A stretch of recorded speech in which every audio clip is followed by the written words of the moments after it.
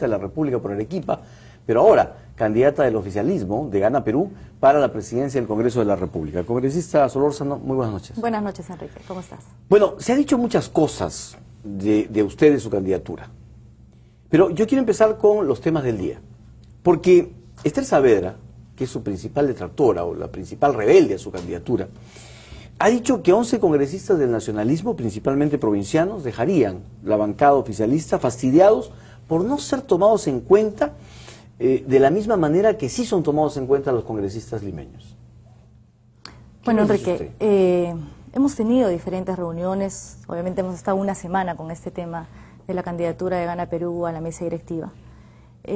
Como compatriota y como miembro de un grupo colectivo y de mi partido, no sería ético develar, obviamente, los temas que no debió de salir, porque eso hay que decirlo. Entiendo que ese tipo de discusiones tienen algunos partidos, pero lo ideal fue que esto no salga a la luz. Una vez ya hecho, es importante asumir ello y trabajar en unidad. Yo lo que quiero aprovechar este espacio para hacer un llamado a mis colegas parlamentarios, todos líderes de cada una de sus regiones, porque justamente por eso fueron elegidos, a la unidad. Tenemos una población esperando muchas reformas legislativas, importantes debates, que creo que no debemos estancarnos ni perder tiempo en ello. Por supuesto que asumir, por supuesto que trabajar en unidad, por supuesto que tampoco dejar de lado, porque esta experiencia hay que aprovecharla. Este tipo de experiencias y muchas veces tropiezos hay que aprovecharlos para trabajar todos de un solo puño, y ese es el llamado que yo hago a mis colegas, inclusive a Esther Saavedra, que espero que esto se revierta, espero que logremos junto con ella la unidad que un comienzo nos marcó. Pero, ¿cree usted que 11 congresistas pueden dejar a Perú posible? ¿Hay la posibilidad de que Esther Saavedra se convierta en una especie de líder de una decisión dentro del partido? No, yo lo que siento y espero es de que todos los congresistas de Gana Perú asumamos este reto como una responsabilidad y como un deber. Y el día de la votación lo que nos une a todos es el deber a responder a ese país de estar unidos, porque tenemos que trabajar. No podemos alimentar, Enrique, la desunión, pero sí vuelvo a decir, este es un principal motivo y una buena ocasión para poder unirnos más, aprender del error. Sí, yo creo que ahí está... Si los 11 se van, ¿cargará usted con ese peso de su conciencia? Como vuelvo a decir, yo estoy seguro que mis colegas el día de la votación vamos a ser todos responsables de ir a emitir nuestro voto en aras a la unidad de nuestro partido, ¿no? Esther Saavedra ha dicho que no votará por usted, primero porque fue impuesta, después porque usted es un capricho de la señora Nadine Heredia, y porque no se respetó la democracia interna y la ha calificado a usted como una opción de suicidio político. Mira, en nuestra bancada, en nuestro partido no existen los caprichos. Existe la disciplina, existe la democracia. Ustedes han sido testigos como medios de las diferentes reuniones que hemos tenido finalmente el día de ayer, llegar a ese consenso con la presencia del presidente de la República, y creo que todos nos debemos a ello, a respetar las decisiones tomadas por un partido. Ha habido muchos nombres, se mencionó el mío, se mencionó el nombre de varios colegas, y creo que todos los 43 que somos estamos en la capacidad de poder asumir este importante reto, este importante desafío con responsabilidad, con transparencia, con firmeza. Yo creo que, y es más, los 130 congresistas están en la capacidad y en la aptitud de poder ser presidentes del Congreso. Nosotros no podemos vetar a nadie por su experiencia, por su juventud, por su sexo. Creo que los 130 estamos en la capacidad de poder presidir un Congreso de la República. Pero también se ha sumado Javier Velázquez Quesquén, que ha dicho que se trata de la imposición del gobierno conyugal.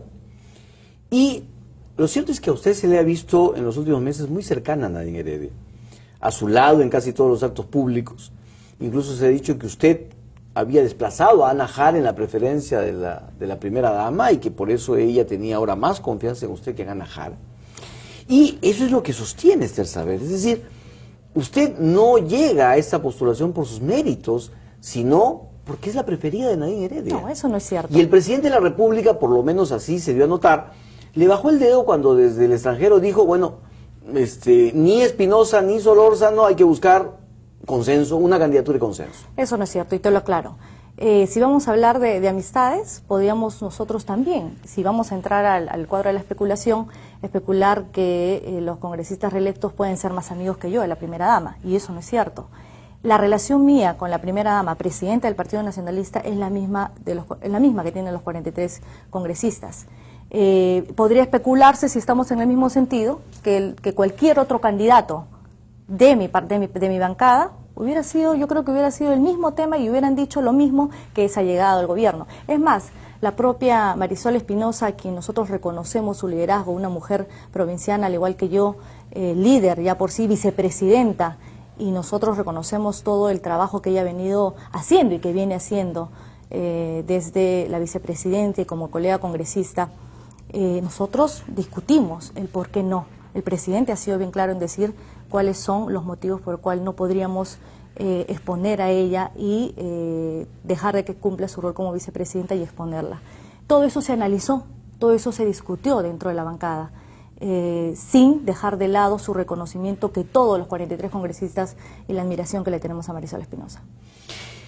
Bien, entonces, ¿usted no siente que hay razones para pensar que usted pues es la preferida de Nadine Heredia? Yo creo que esa es una excusa, ¿no? Que como te vuelvo a decir... por un tema generacional, de repente por un tema de cercanía, como te vuelvo a decir... incluso hasta por un tema de obediencia que usted ha tenido con la pareja presidencial desde la Comisión de Inteligencia. No, no es así, no es así. Cada presidente de cada comisión maneja, recordemos que son comisiones multipartidarias, los temas se ven de manera conjunta con los demás parlamentarios. Yo no diría obediencia, y yo creo ahí, Enrique, que hay que hacer un deslinde claro. La coordinación no significa sumisión, y la coordinación que debe tener el presidente del Congreso en su momento no significa sumisión al Ejecutivo. Se ha dicho mucho de la mesa de partes, se ha dicho mucho que el Congreso es la mesa de partes y eso no es cierto, y creo que ahí queda un trabajo importante y pendiente del presidente del Congreso que asuma en los próximos días, tenga bien claro ello. Nosotros lo tenemos, yo soy bien clara en ello y lo digo a mis colegas parlamentarios, que esto es un trabajo en conjunto, independientemente de las diferencias que tenemos como fuerzas políticas de la oposición y de la LI, que saludamos la lista encabezada por el congresista a quien yo admiro mucho, Javier Bedoya Vivanco. Estas fechas y estos proyectos y estas iniciativas legislativas nos debe de unir. Yo hago un llamado a todos mis colegas congresistas a trabajar en la unidad, sobre todo a los de mi bancada, porque tenemos un reto importante, un desafío, Enrique, que no es fácil, pero hay que asumirlo con responsabilidad. Antes de hablar del Congreso, yo quiero terminar con el tema de Esther Saavedra, porque la han sometido al Tribunal de Honor del partido. Curiosamente, es la primera causa, la 001. Y muchos se preguntan, incluso dentro de su partido, ¿por qué, por expresar sus ideas, por expresar su disconformidad, es sometida a este tema? Ella dice, por no bajar la cabeza. Ella está defendiendo los fueros parlamentarios. ¿Por qué razón la someten al Tribunal de Honor? Y ha dicho, no soy corrupta, no tengo problemas, no tengo conflicto de intereses. ¿Por qué? ¿Por decir lo que piensa? Yo espero que en el Tribunal de Honor se considere también las aptitudes y las cualidades que tiene Esther Saavedra. Es una congresista, es una colega, es una amiga, a quien nosotros también estimamos, los 43 congresistas. Entiendo que hay un proceso disciplinario del cual también nosotros somos respetuosos porque como todo partido tiene sus estatutos. Pero el congresista Leonidas Guayama ha dicho... Guayama ha dicho que no está de acuerdo con este proceso, a pesar de que él no está de acuerdo con lo que dice Esther Saavedra, pero ha dicho no está de acuerdo con este proceso. ¿Abogaría usted para que se anule este proceso a Esther Saavedra? No estoy en la condición de abogar, y creo que ninguno, porque cada partido y cada partido político tiene sus estatutos, pero sí yo haría un llamado a Esther, que me gustaría conversar con ella estos días, a la unidad. A mí me gustaría conversar con Esther, pero y seguramente la voy a... ¿Cómo plantear unidad si se le está castigando por decir lo que piensa? O sea, entiendo que un tribunal de honor, como en el Congreso de la República, atiende casos graves. Es grave decir lo que se piensa cuando se siente que el fuero parlamentario ha sido de alguna manera violentado. Yo creo que es importante, Enrique, y eso lo analizamos dentro de las discusiones que hemos tenido todos estos días en la bancada, de respetar la decisión tomada. Como vuelvo a decir, yo espero, en aras a la reconciliación, voltear la página y que todo esto nos sirva a nosotros de experiencia para poder mantener la unidad en el partido. Pero podría terminar con una expulsión y eso ya no es voltear la página. Eso es especular. Yo creo que se inició un proceso disciplinario, del cual el Tribunal de Honor entiendo que esté en ese fuero, y sería especular el día de hoy hablar de una expulsión, ¿no? Hay un debido proceso que se debe respetar. Muy bien. Se dice que aunque usted ya ha sido finalmente designada como candidata a la presidencia del Congreso, se ha mellado la autoridad de la presidenta del partido y del presidente de la República. ¿Por qué? Se ha producido efectivamente una rebelión en la granja. O sea, ahí es clarísimo, en el partido hay una rebelión. Y que prácticamente, pues, en la reunión de ayer el presidente ha tenido que rogar, que pedir, por favor, que no se vulnere la autoridad. Y que de alguna manera ha sido un ruego del presidente para tratar de mantener el equilibrio dentro de su institución. Pero que para afuera, ya esto ha sido una rebelión clarísima. Mira, hay que reconocer algo. Definitivamente, como vuelvo a decir, en los partidos surgen este tipo de discrepancias que son normales.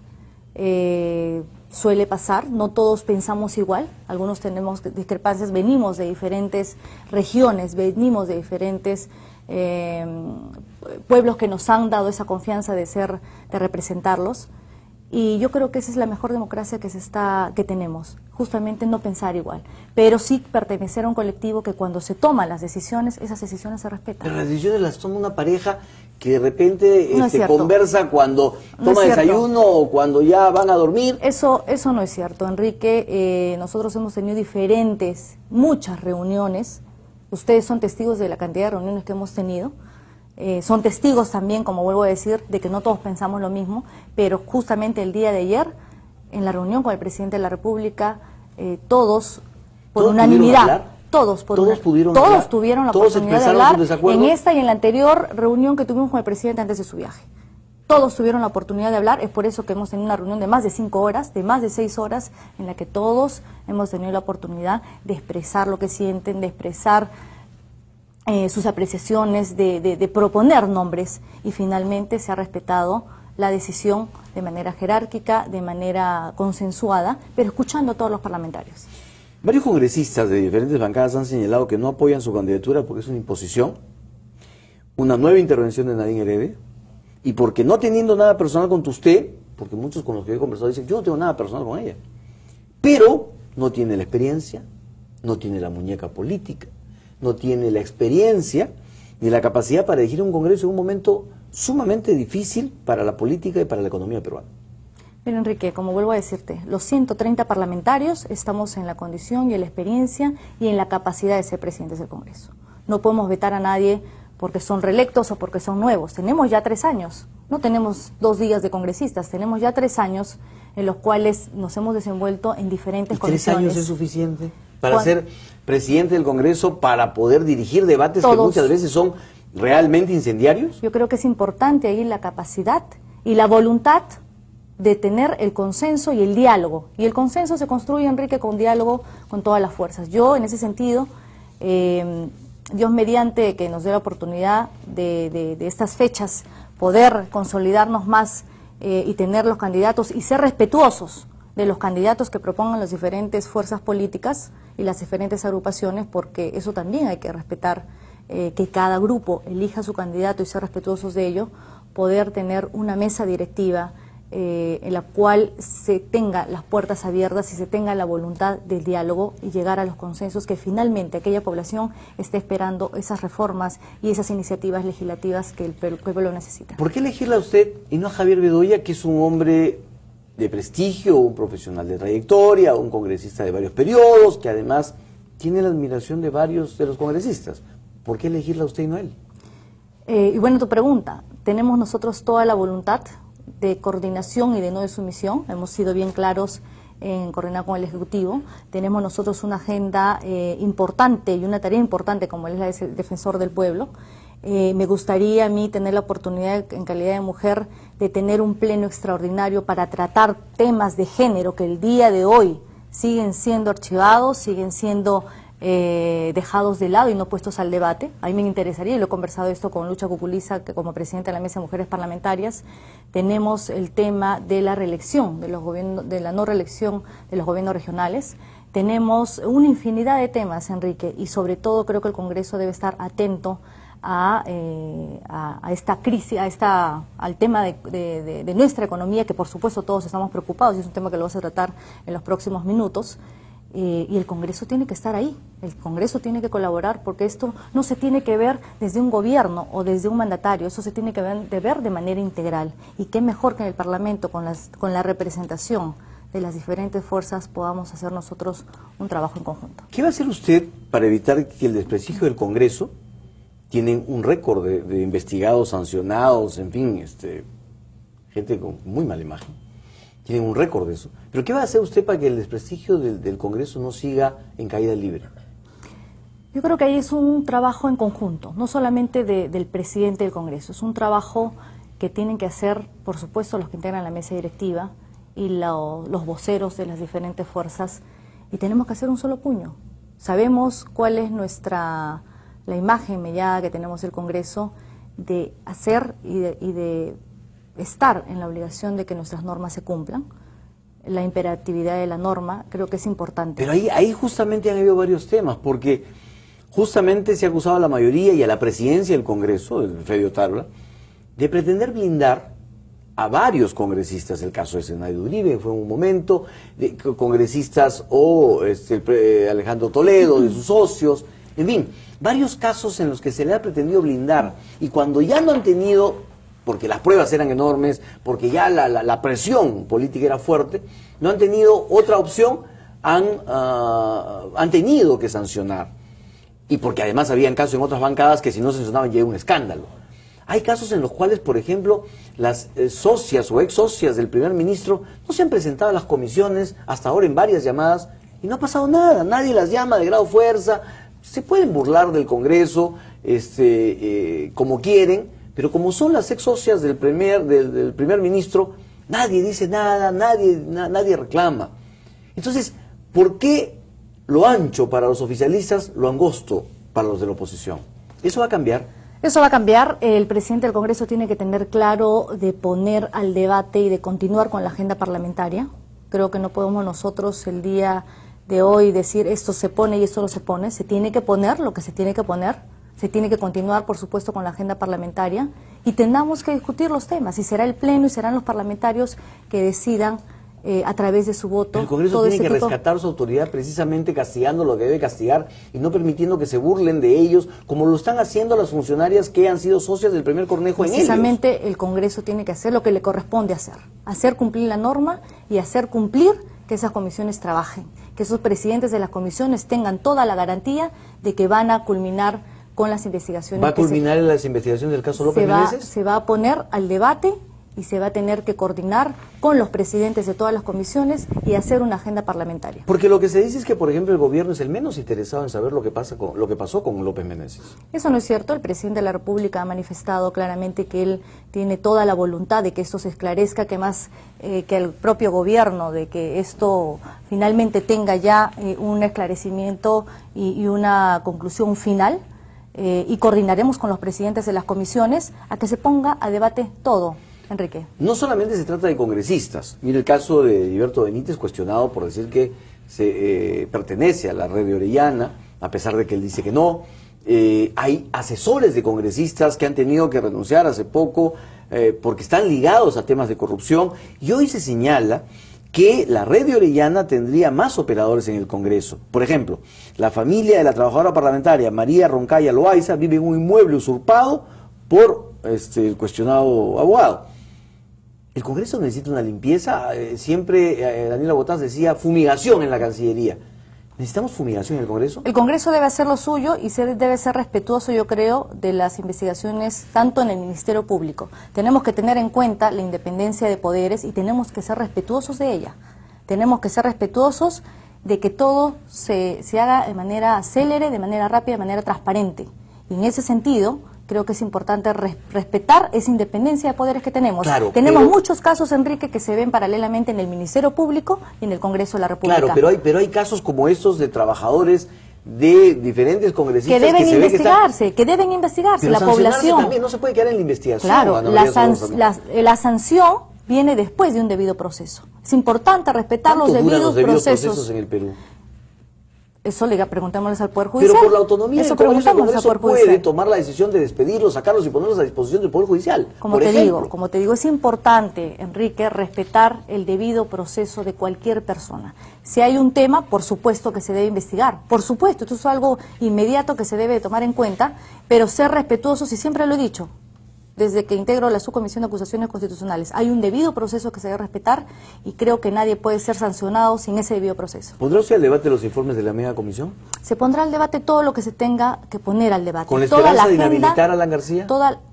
Yo no soy quien para decir si tengo esperanza o no de inhabilitar a alguien. Nosotros tenemos que respetar el fuero y el Parlamento y la discusión que se dé justamente en el Parlamento y respetar la votación de la mayoría de los congresistas. Pero para muchos es obvio que su presidenta y su presidente del partido y del gobierno quieren inhabilitar a Alan García, y esa para muchos era la obsesión de la bancada parlamentaria. La pregunta la estás haciendo a la candidata a la presidencia del Congreso.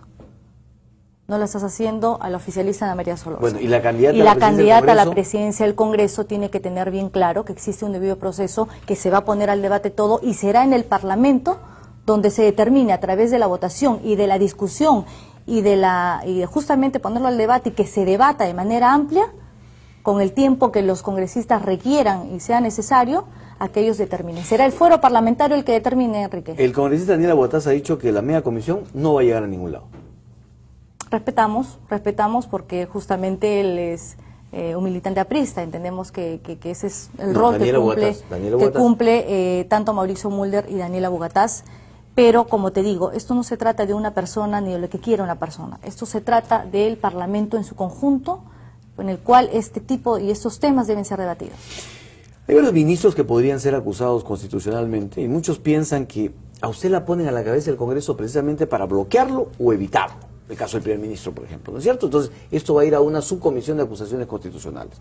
Mira, en el tiempo que yo he estado en la subcomisión de acusaciones constitucionales, se han dado cuenta de todas las denuncias que ingresaban, las hemos solicitado. Se ha visto muchas denuncias a ministros y la mayoría, casi todas, son denuncias en las cuales no han tenido mayor sustento jurídico, pero sí soy consciente de que todo el tiempo que yo he integrado a la subcomisión de acusaciones constitucionales se ha dado cuenta y se ha visto casi todos los casos. Incluso con la primera presidencia que tuvimos con el congresista. Ni los postergará. Creo que el presidente del Congreso no puede ni debe bloquear nada en el Parlamento. Hay quienes piensan que la nueva ley universitaria debería ya tener cambios o modificaciones. Si se presentan, usted Si se presentan las iniciativas legislativas para reformar esa u otra norma que algún parlamentario, los 130, estime conveniente que se debata, hay que ponerlo al debate, Enrique. Muy bien. ¿El caso Ecoteva se discutirá con toda libertad y con toda imparcialidad? Como te digo, por supuesto. Sin pensar en que es un socio político. Usted depende de los igual, votos de Perú Posible para poder negociará la protección a Toledo por los votos de Perú Posible. Enrique, te vuelvo a decir, el presidente del Congreso no puede negociar nada. El presidente del Congreso tiene que poner al debate y continuar con la agenda parlamentaria y será el Congreso y el Parlamento que determine ello. ¿Usted podría ofrecer al país que la elección del defensor del pueblo, que es una tarea pendiente, se va a realizar en esta siguiente legislatura sin postergación? Esperemos que sí. Si usted sale elegida, ¿de usted va a depender?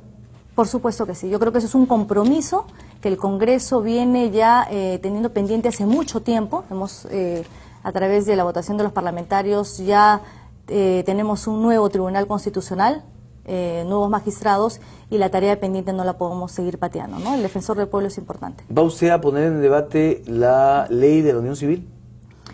Por supuesto que sí. En su momento entiendo que eso todavía no hay ningún dictamen de la propia Comisión de Justicia. Será el presidente de la Comisión de Justicia que le toque el día de hoy, o bueno, el próximo presidente, poner al debate ello y pasará al Pleno. Y cuando esto pase al Pleno, al igual de otros proyectos, también se trabajará, de ser el caso, con todos los presidentes de todas las comisiones, de justicia, de salud, en la Comisión de la Mujer, para poder con ellos priorizar qué podemos agendar. La agenda parlamentaria tiene su consenso y tiene el trabajo con todos los presidentes de la comisión, ¿no? ¿Usted está de acuerdo en la unión civil? Yo no podría, como candidata a la presidencia del Congreso, estar de acuerdo o no en ningún proyecto. Lo que sí estoy de acuerdo como persona y como parlamentaria, es que no debemos de tener ningún veto a ningún proyecto de ley. El proyecto de ley que llegue al Pleno, que venga de cualquier comisión, debe ser debatido. Como mujer, ¿está de acuerdo con la unión civil? Como vuelvo a decirte, el Parlamento será el que determine. ¿Por qué no nos quieren decir ni el presidente de la República ni usted si están o no de acuerdo con la unión civil? El presidente entiendo que sea... No, el presidente ha dicho que se generará debate y han salido todavía a pero reclamarle es que ya se ha debatido mucho, que esto ya debería entrar a discusión. Enrique, no tenemos el dictamen de la Comisión de Justicia aún. ¿Es responsabilidad de ellos? Entiendo que el presidente de la Comisión de Justicia es un rol importante y eso le tocó al propio Juan Carlos Seguren. Para usted, que aún no lo tenemos ¿el ministro del Interior, Daniel Urresti, debe ser separado mientras se enfrenta un proceso judicial? Yo creo que en este caso, como en cualquier otro caso, es importante respetar el debido proceso. Y finalmente la sentencia es la que determine una y está bien que tengamos culpabilidad un o una procesado. inocencia. No es un precedente nefasto porque imagínense, así podríamos tener pues un gabinete de 10, 11, 15, 5 ministros procesados y siempre nos dirán, bueno, mientras el Poder Judicial no determine lo contrario, no dicte condena, no importa que estén a los procesados ahí. Con eso hasta Santos podría ser ministro, Gregorio Santos, o podría ser cualquier otro. Mira, Enrique, yo creo que es importante que el debido proceso se respete en toda instancia, sea ministro, sea cualquier ciudadano. Pero sin como ningún ministro cargo. ¿Podría presionar al Poder Judicial? ¿Podría presionar a la Fiscalía? No, yo descarto de que los ministros que trabajan cercanos al presidente de la República tengan algún tipo de presión. No debe ser, no creo que haya una presión, y es importante también la independencia de poderes y respetar justamente el trabajo que hace el Ministerio Público y el Poder Judicial, que ellos determinen, ¿no? Dos últimas preguntas. ¿Está usted de acuerdo con que Nadine Heredia postule a la presidencia de la República? Ella ha sido bien clara, Enrique, ella ha sido bien clara en decir que no va a postular, ¿El y yo creo que 2016? ahí se zanjó el tema, ¿no? ¿Ya está cerrado? El tema está zanjado. ¿Y el 2021?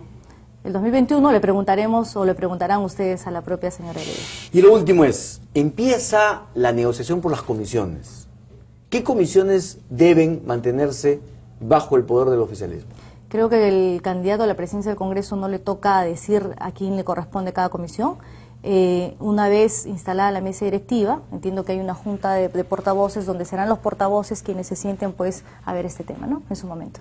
¿Todavía no han iniciado ustedes las conversaciones y las negociaciones? Porque ahí es donde empiezan los apoyos o las postergaciones. Como vuelvo a decir, eso es pos a la elección de la mesa directiva, donde todavía tenemos que ver con los voceros, o tienen que ver los voceros, el tema de las comisiones, ¿no? Será ahí en ese momento que ellos determinen. Congresista Ana María Solórzano, muy agradecidos por esta conversación que hemos tenido. Muchas muy gracias. amable, y que sea lo que Dios quiera para nuestro país, ojalá sea para bien. Muchas gracias. Gracias. Muy amable.